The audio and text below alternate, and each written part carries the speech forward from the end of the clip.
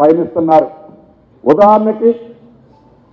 ఉదాహరణకి ఏదైతే ఈ ఇందిరమ్మ రాజ్యంలో, ఈ ఇందిరమ్మ రాజ్యం అంటేనే ఇందిరమ్మ ఇల్లు, ఇందిరమ్మ ఇల్లు అంటేనే ఇందిరమ్మ రాజ్యం. ఎప్పుడైతే ఇందిరమ్మ ప్రభుత్వం డిసెంబర్ 9వ తారీఖు 2023 నాడు ఏర్పడిన కొద్ది రోజుల్లోనే ప్రజల వద్దకే ప్రభుత్వాన్ని పంపించాం. ప్రభుత్వం అంటే జిల్లా కలెక్టర్లతో సహా ప్రతి గ్రామానికి వెళ్ళారు. వాళ్ళ కష్టాలేంటో తెలుసుకొని లిఖితపూర్వకంగా తీసుకుంటే ఆనాడు ఇందిరమ్మ ఇళ్లు కావాలని రాష్ట్ర వ్యాప్తంగా సుమారు 80 లక్షల మంది చిల్లరు మాకు ఇందిరమ్మ ఇల్లు కావాలని అన్నారు.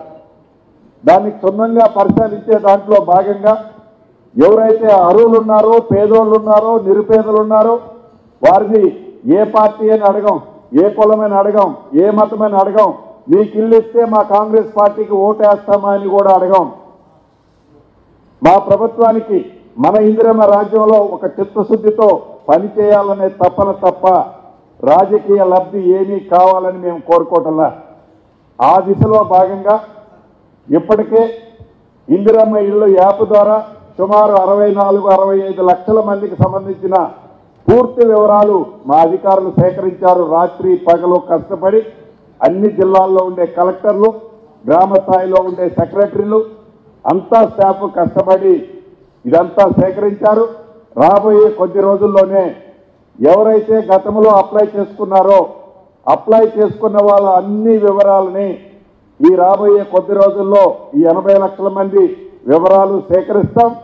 ఏ కారణం చేతైనా ఏ గ్రామంలోనైనా అప్పుడు అప్లై చేసుకునే వాళ్ళు పొరపాటులో ఉంటే వాళ్ళు మళ్ళీ మీ మండల ఆఫీసులో ఒక అప్లికేషన్ ఇచ్చి ఆఫ్లైన్లో ఇక్కడ రికార్డ్ చేస్తారు. ఏ ఒక్క పేదవాడు కూడా అభద్రతకు లోనవలసిన అవసరం లేదు. ఇది మన ఇందిరమ్మ ప్రభుత్వం, ఇది పేదోడి ప్రభుత్వం. పేదోడికి ఇచ్చే దాంట్లో, ఇందిరమ్మ ఇల్లు ఇచ్చే దాంట్లో ఎటువంటి పైరవీ లేదు, ఎటువంటి లంచం లేదు, ఎటువంటి మేమేలు లేవు. ఆనాటి ప్రభుత్వం లాగా ఇది మీకోసం ఉన్న ప్రభుత్వం.